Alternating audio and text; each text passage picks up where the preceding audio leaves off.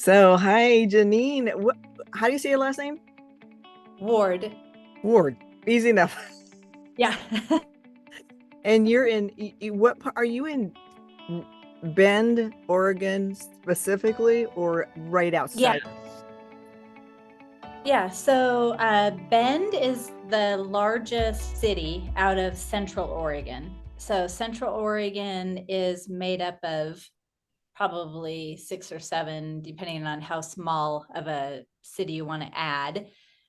Bend is the largest. We're at about 106,000 population. And then the county, which includes three of our other large cities, around 106,000 population. So not a super large town, but we are growing by about 2.5% a year. Jeez. That's Yeah. wild. I mean, I was looking at the stats over there and it looks like Yeah. it's just not the sleepy little town I used to go skiing in with my family. It's just Oh, with Bend, and we'll just centralize it to Bend because that's easiest. Our median sales price right now is 744, and our peak this year got up to 8. It did just come down. We're a very seasonal area, so we definitely have our fall and winter and then spring, summer in a big way.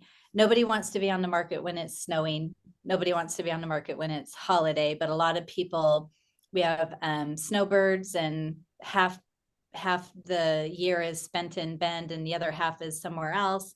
So generally we have a very strong peak when it comes to spring and summer.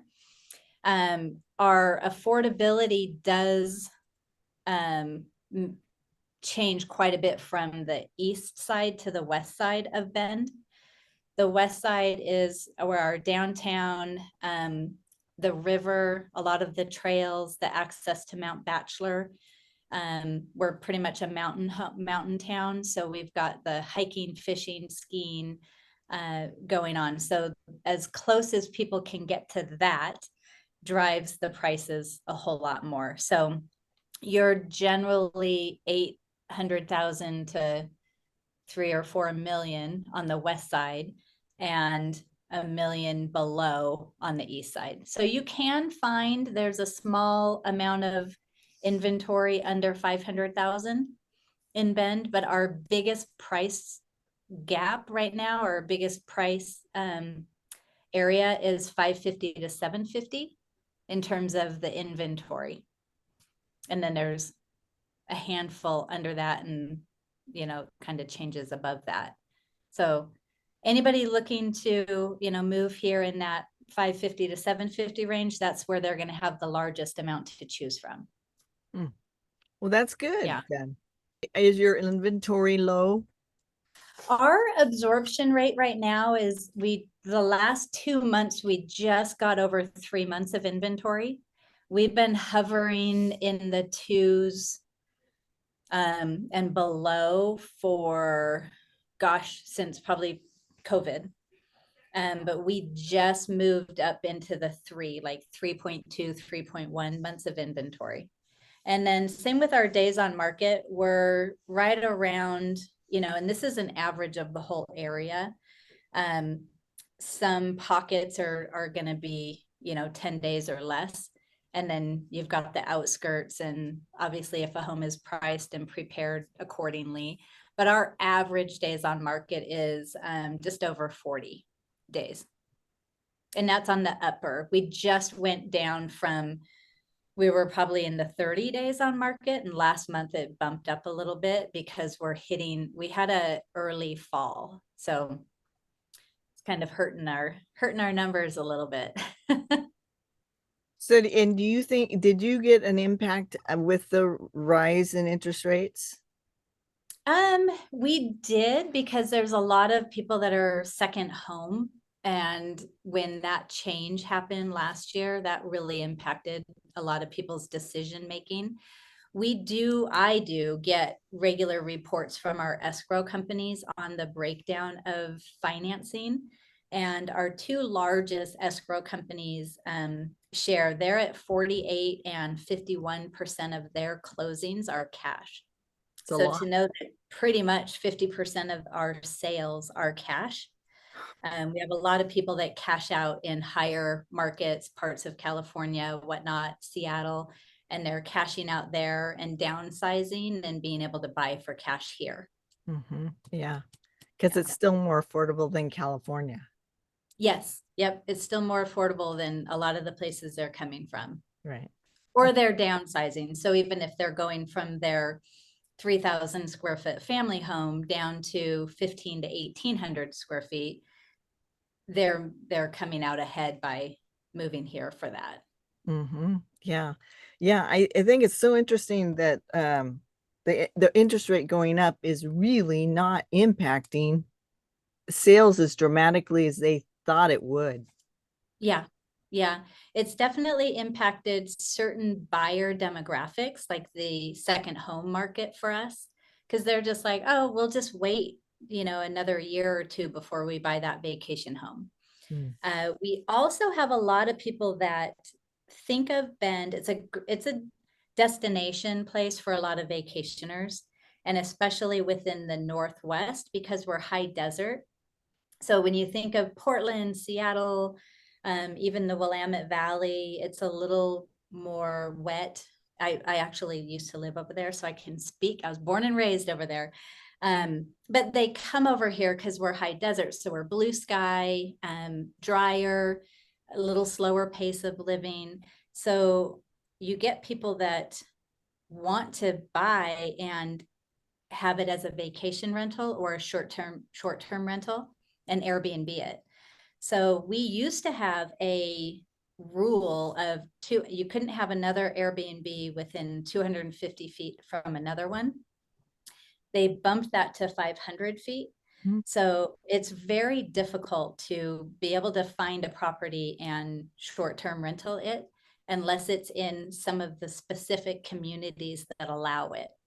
So a lot of people still think, oh, I'm going to get an Airbnb in Bend and make money, and this is going to be great. And then I can use it once a quarter. Well, that is really difficult now. And a lot of our buyers as well in the last year to year and a half. So really that second home or investment for Airbnbs has been kind of a putting on the brakes for a lot of people. Yeah. Yeah. Same thing in Scottsdale and Mhm. some of the areas they've really cracked down, same kind of thing, Yeah. because they were getting saturated with them. Yeah. Yep. But this is, Yeah. I So think, good. It's good because it's going to pull back speculators more for the people that really want a home. The home sellers and home buyers are that their average home buyer and home seller. yeah. Yep. And or the people that, they are able to buy it cash and they're going to put it in the rental pool and, come visit, or the relocation. We are definitely starting to grow with our larger companies. Our hospital, St. Charles Hospital, is our largest employer. And then we do have Facebook, we do have a couple of the other large corporations. And then our Mount Bachelor, the mountain, is actually, I should have looked it up. I want to say it's one of in the top 3 or 4 for how many employees they have. Wow. Because they've created a whole summer activity. So when the mountain and the ski lifts are done, they turned the mountain into a mountain biking hill. So you put your bike on the lift and you mountain bike down. And then they've done some zip lines and really keeping the activity level all year round if they can. It's great. So, yeah. And a large percentage of our employment is the service industry. And I think that goes back into mountain town and resort and visitors. So we do have a large amount of people that are employed through the service industry, restaurants and small retail shops and stuff like that. And they're still doing well up there. They are. Yeah. Good. Good. Well, Yep. that's awesome. So, because I just remember having so much fun skiing up there, and it was just a kind of smaller town, but we already saw that they were starting to get more mountain biking going, and it was Yeah. starting to grow. That was like, 15 to 20 years ago. Uh, Yeah. so, and then I got busy raising our kids down in Arizona. So we stepped away from that for a while. Yeah. So, Yep. so that is so cool. So I hope that we can get a lot of people to that want to call. You've been in the industry a long time, right? Why don't you share a little bit about how long you've been and where people can contact you? Yep, absolutely. So I am on my 20th year in real estate. Started as a buyer's agent on a team my first 5 or 6 years. I feel like it might have been 6. And then during the 2009 time, I actually joined Keller Williams as a solo agent. Um, Kind of scary, going from a team to solo in the downturn, but I moved because of their amazing training with a shifting market and really the playbook on what to do. And I've been with them ever since, but this was over in Portland. And then I moved over to Bend in 2017, end of 16, beginning of 17, for the same reason everybody else does. Just the pace, the sky, the blue sky, to be able to be somewhere that's feels like a vacation every day. So I've been in Oregon, born and raised my entire life, but um, yeah, found a new home and new home and a new life in Bend. That's awesome. That's Yeah. awesome. Well, I think it really showed through because when I called you Mhm. for some referrals too, to help some clients that had relatives up there, I just knew you were responsive on the phone, quick and very Yeah. communicative. And you can't find that a lot of times. So it was really, really a pleasure to hear that right away. So I wanted to, couldn't wait to interview you and share you with other people. Oh, good. Yeah, it's an interesting time, and we have that here. So in terms of agents, we've got about 2,300 agents in our MLS. We have 1,400 of the 23 that have had one sale or more. So we have a lot of agents that are part-time, or they work, they're semi-retired. Maybe they're just, doing 1 or 2 sales a year for friends and family. So I would ask for sure, anybody that is interviewing somebody for a referral, is ask how many sales they're doing, where their focus is, if they have a team to support them. So I do have a showing assistant, a transaction coordinator to keep me in line so I don't miss those deadlines.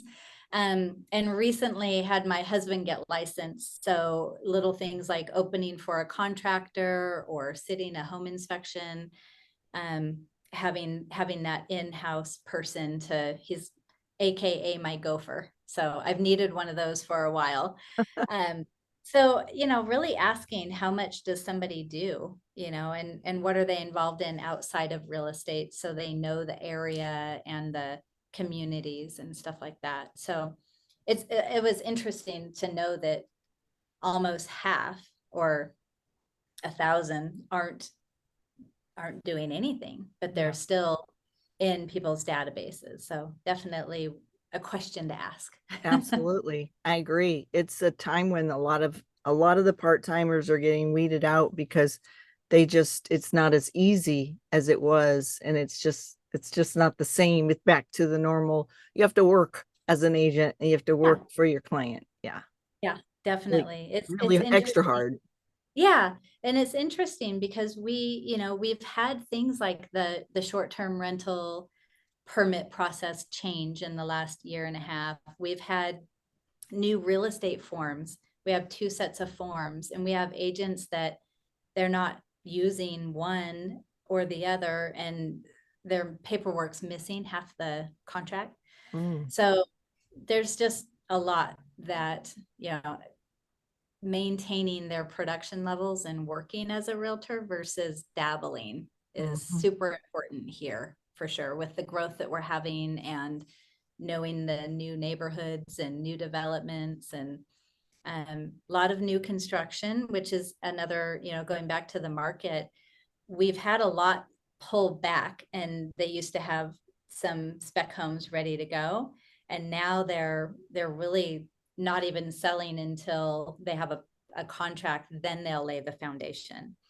So for buyers that are needing to buy and move here, it's really slowed the new construction, but there's so many incentives that if somebody can wait 6 to 8 months, it's a great opportunity. So it really depends on the buyer, but there's a lot of them out there to choose from if they want new construction too. That's perfect. Yeah. That's a great thing to be able to time things like that. So Yeah. good. Well, that's a lot of good information. So before we go, why don't you give your contact number and an address where they can reach you? Yeah. So cell phone is 503-516-3748. And email is the easiest. Hopefully my name popped up there because I moved my mouse, is Agent Janine, Janine, easy as pie, Agent Janine @gmail.com. Well, awesome. Well, it's been really good to just meet you a little. And like I said, share you with other people because I was really impressed. And just to get to know you a little more and be able to, cross refer to other agents is really important, I think, right now, because I believe there's going to be more mobility around the nation as people relocate for jobs or decide to change just the city they live in because it's time right now. So I just feel like it's going to be one of those years, So I was an appraiser for over 25 years, and through the recession, there was a lot of changes in the Great Recession. And yes, that was the Great Recession, not now, but there's a lot of moving parts that make everybody move, I believe, just like then. And you see a lot of people relocate for work and other reasons. Yeah. So, And we had a lot of people relocate here because during COVID, you could work remote. And I had clients that their employer said, yes, you can move. We're remote. And 2 years later, they don't want remote anymore, the employer. So they have to sell and move back to where they came from. right. Or they moved and it wasn't quite what they thought. Maybe they left a bigger city and they just want to move back. So we've actually had a lot of people, not a lot, but when you look at people's reasons for selling, Right. there's some of the obvious ones that are forced into a sale, like death and divorce and certain things, but job is pulling people back out of Bend and where they came from. The other part is, people were so frenzied, and probably where you are too, to buy a house, and maybe made a decision that they didn't think through. So now that they've been in their house a year or two, they're like, gosh, I really wish we would have bought something that had this or something bigger or something smaller. They're questioning their purchase. They're not quite ready to jump ship on it because of the interest rates that they got then versus now, but they're not happy. So knowing that they're watching for that rate to change so then they can get the house that they wanted, because people are going to be bouncing back around, I think, when the interest rates change just a little bit, and or they're being forced to with their employers. Right, exactly. Yeah, I couldn't agree more. Well, thank you so much for your time. Thank you for having me. It was a pleasure to meet you and get to know you more, and we will share your information with everybody, and you guys got to give Janine a call. I'm super impressed, and I'm kind of hard to impress by other agents. Well, thank you, Mel. It's been a pleasure.